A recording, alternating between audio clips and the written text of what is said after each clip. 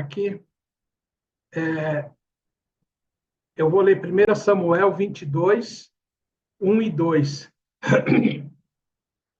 que fala assim: Davi, portanto, saiu dali e fugiu para a caverna de Adulão. E quando seus irmãos e toda a casa do seu pai ouviram isso, eles para lá desceram até ele, e todos os que estavam em aflição, e todos os que estavam em dívida, e todos os que estavam descontentes juntaram-se a ele, e ele se tornou capitão sobre todos eles. E com ele havia cerca de 400 homens. Amém, Senhor.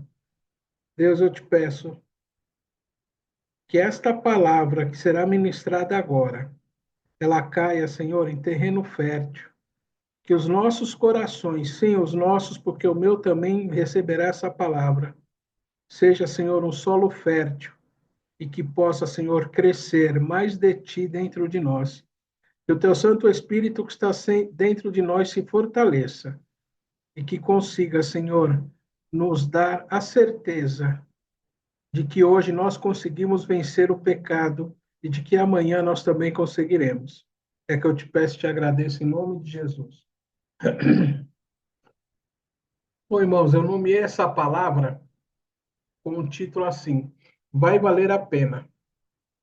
Pois quando a gente consegue seguir as orientações de Deus, nós podemos e vamos olhar para trás e nós não viraremos uma estátua de sal.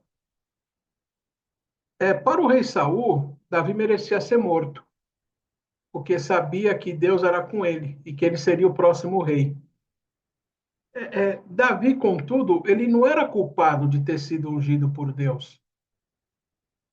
É mais ou menos como no nosso serviço. A gente não sabe por que às vezes um chefe persegue a gente, porque a gente sabe mais do que ele, mas a gente é humilde, está lá na nossa.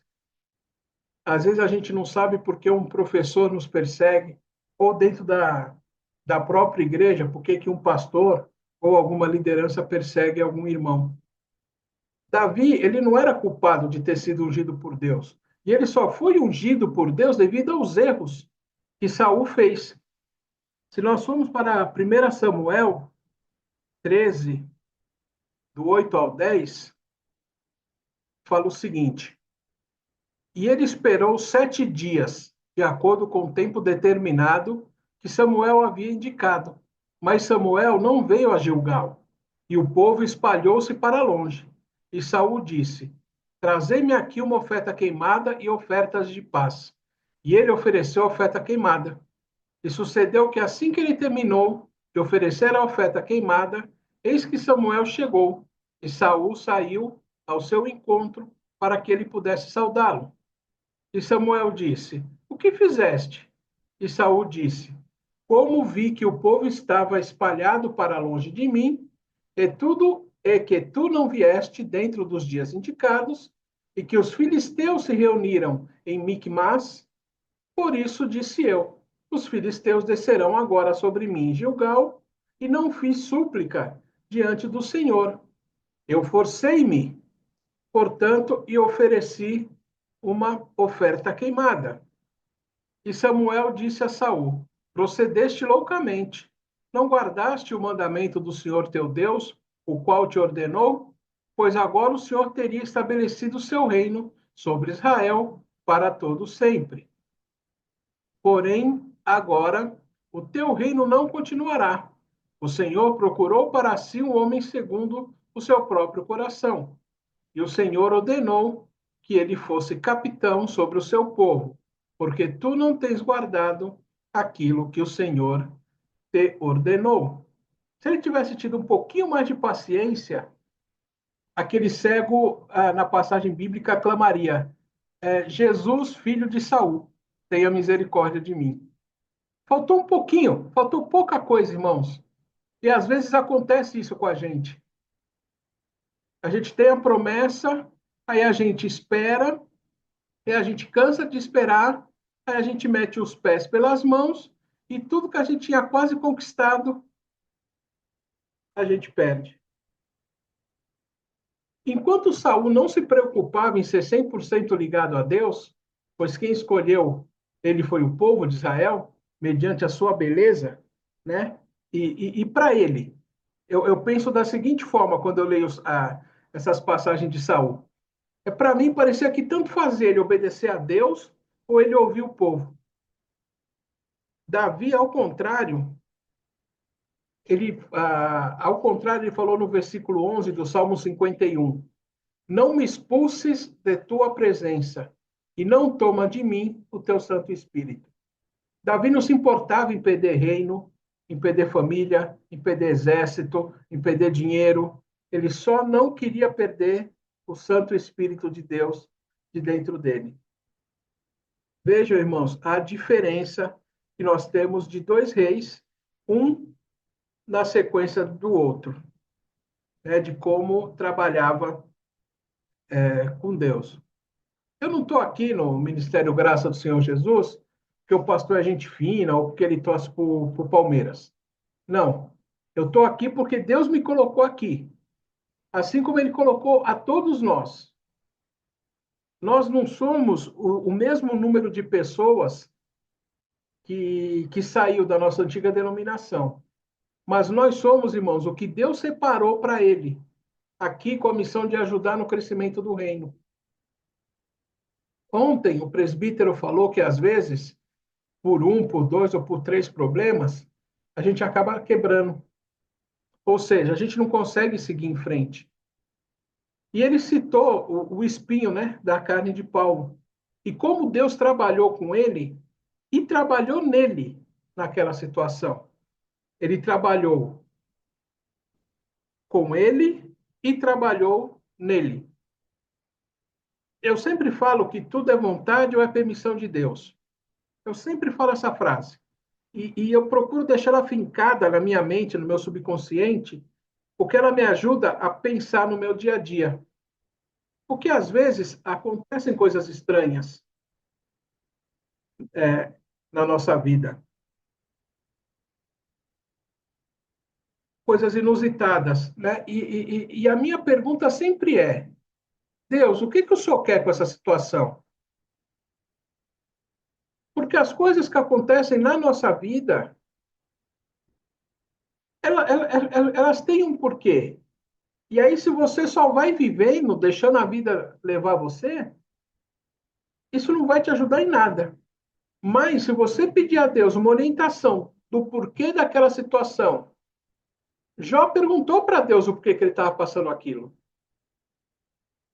Tudo bem que ele exagerou um pouco, mas ele foi e ele perguntou. Os versículos que eu li acima, né, sobre a caverna de Adulão, eles mostram um Davi fugindo para não ser morto pelo rei. Mas ele foi desonesto com o rei? Não. Saul estava perseguindo porque Davi fez alguma coisa errada? Não. Pelo contrário, a lista de ajuda a Saul que Davi fez incluía a morte de Golias, incluía ser um soldado fiel, ser aquele que tocava a harpa e acalmava o rei. Né? Eu vou falar, depois o pastor me corrija se eu estiver falando bobagem. Quando Davi tocava a arca, ele fazia uma libertação em Saul. Porque Saul ficava possesso devido a um espírito mau enviado pelo próprio Deus. Né? Então ele ficava doidão e só quando tocava a harpa que ele se libertava. Então, olha quantos serviços prestados. E além disso, né, Saul ainda deu um chapéu, né, em Davi, por quê? E ele aceitou sem reclamar, quando a filha prometida a Davi era Merabe, né, que está escrito em 1 Samuel 18:17. E Saul disse a Davi: contempla a minha filha mais velha, Merabe. Ela te darei por esposa. Somente sejas tu valente para mim, e luta as batalhas do Senhor. Pois Saul disse: que a minha mão não esteja sobre ele, mas que esteja sobre ele a mão dos filisteus. Né? Então, era para ser Merabe, acabou sendo Mical. Para Davi foi uma vantagem, porque Mical amava ele verdadeiramente, né? E aí eu até me pergunto, né? Será que Labão era antepassado de Saul? Para dar chapéu no genro? Né? Fica a pergunta. Mas, mas aí, vejam bem, irmãos, o que é acordado não é caro. O que era acordado era uma e ele pegou outra. Mesmo assim, Davi não falou nada. Em 1 Samuel 17:25, fala assim: E os homens de Israel disseram: Viste esse homem que surgiu? Certamente ele subiu para desafiar Israel. E será que o homem que o matar, o rei, enriquecerá com grandes riquezas e lhe dará sua filha e fará livre a casa do seu pai em Israel? Eu vou contar uma história que eu me lembrei ontem durante a pregação do presbítero. Eu já contei num culto lá na Cidade Líder, mas eu acho que ela cabe aqui nesse contexto. Né? O governador do Rio Grande do Sul, Eduardo Leite, em 2021, segundo a reportagem que eu li no Zero Hora, nomeou para um cargo de confiança, veja bem, irmãos, na Secretaria de Justiça e Sistemas Penais, Penal e Socioeducativo, um pastor evangélico chamado Lacir Moraes Ramos, que no passado tinha o sobrenome, tinha o alcunha, né, o codinome de Folhada. Ele já tinha sido considerado um dos mais perigosos criminosos do Rio Grande do Sul, tendo uma atuação reconhecida nos últimos anos em projetos de recuperação de detentos. Ele tinha 200 anos de prisão, saiu por um indulto presidencial. Ele foi nomeado para o cargo de chefe da seção da Secretaria de Justiça e Sistemas Penal e Socioeducativo. Aí o Sindicato dos Servidores Penitenciários divulgou um texto dizendo que uma parte da categoria estava perplexa com a nomeação. E a nota falava assim: sugerimos uma simples reflexão. Alguém com perfil similar seria nomeado em algum cargo de chefia na Polícia Civil ou Brigada Militar, que é como eles chamam a polícia lá, eles chamam brigada, né? A PM lá, é brigada. Ou por instituição na área pública, a direção do sindicato informa que pedirá a exoneração de Ramos ao secretário ao Xidá, o nome do cara lá. Aí tem um ex-juiz da Vara de Execuções Penais que conhecia o trabalho dele, chamado Sidney José Brusca. Ele falou que, assim, durante 10 anos, incontáveis vezes, o Lacir apareceu no fórum com alguém do lado dele. Pessoas que eram condenadas e foragidas. Ele chegava com as pessoas, apresentava como pessoas que queriam mudar de vida. E essas pessoas iam para o regime fechado, eram presas e não voltavam ao crime. O Laci tem uma trajetória de respeito e um olhar criterioso, relata Sidney José, na época responsável pela terceira vara criminal. Essa passagem aqui me fez lembrar aquela que o apóstolo Paulo conversava com um escravo fugido. Ele pegou o escravo, conversou com o escravo, converteu o escravo e ele conhecia tanto o escravo quanto o senhor. E ele mandou o escravo voltar e falou para o senhor: fica na sua e se tiver alguma dívida eu pago. Era exatamente isso que esse pastor fazia. Ele pegava presos foragidos, convertia eles e os convencia a pagar seus pecados. Só que o que acontecia com o sindicato? O sindicato não olhava o que ele era após a prisão, olhava só como ele era antes. Eu não sei como que esse pastor ele está agora, mas fazendo um recorte daquela época, ele mudou, mas a sociedade não viu a mudança. Não notou que ele era uma pessoa diferente. A nota do sindicato, ela levou em conta o histórico de crimes, e não o histórico após os crimes. Já o juiz que conviveu com ele foi testemunha. O que me fez. Aí, o que eu penso, né? Por isso que eu falei, vai valer a pena. O que me faz pensar assim: você mudou. Você estava no mundo. Vamos supor que você não nasceu em um lar cristão, você se converteu. como tem. Mas o mundo não acredita que você mudou. E aí acontecem duas coisas que tentam fazer o mesmo efeito, mas são coisas diferentes. Em uma, o mundo não acredita na sua mudança. E aí ele vai tentar te provar. Eu me lembro de uma aluna na sexta série que eu dei aula, eu falava assim, eu estava numa época que eu não queria arrumar encrenca com ninguém. Aí eu falava, gente, quem não quiser assistir aula, sai, que eu dou nota C, que era a nota mínima, né? Para todo mundo. Que não quiser ficar. Eu só queria que a aula rendesse o pessoal aqui. E tinha uma menina que ela ficava a aula inteira enchendo o saco. Isso foi uma semana, duas, três, quatro. Aí depois de um tempo eu perdi a paciência, tirei ela da sala e mandei dar uma advertência. Ela olhou para mim e falou: Tá vendo? Você não é diferente, você é igual aos outros. Mas ela ficou durante semanas provocando até que eu explodi. E aí, quando eu explodi, ela pegou essa explosão e falou: Você não é diferente. E o mundo faz isso com a gente quando a gente se converte. E às vezes nós estamos fragilizados. E o mundo joga isso, ele te prova para ver se é isso mesmo. E aí, quando o mundo tem certeza que você mudou, aí ele não quer só te desviar, ele quer te destruir, para que você não mostre para os outros que há um caminho. Porque o medo do mundo é esse, que você conheça Jesus, que você comece a tocar a sua vida, que você deixe o mundo para trás, mas o mundo precisa ser retroalimentado. Ele precisa do pecado, ele precisa do pecado.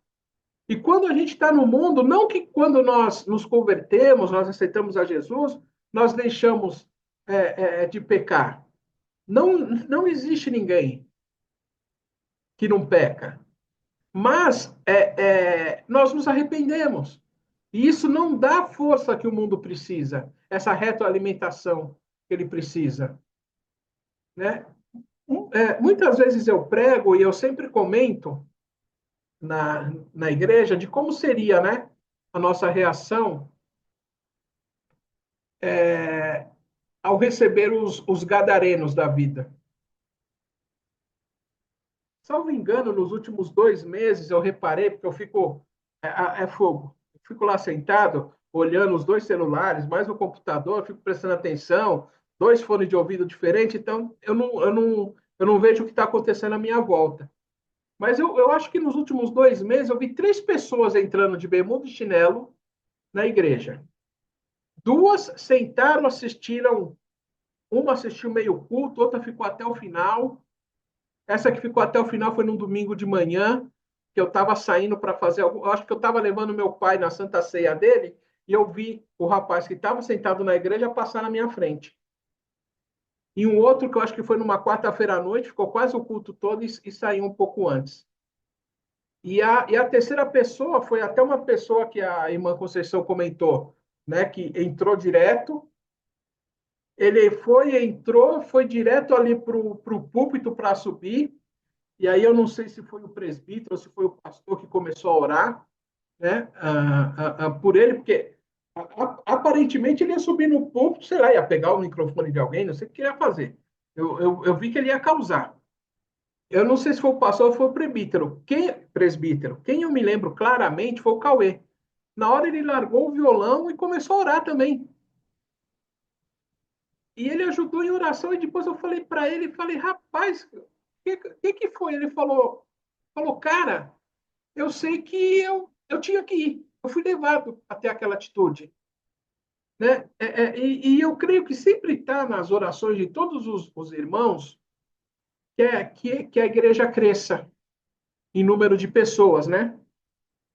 Só que Deus pode mandar um PhD em Antigo e Novo Testamento, né? Pode mandar aquelas irmãzinhas do coque, né? Que vai fazer o céu descer no meio do culto.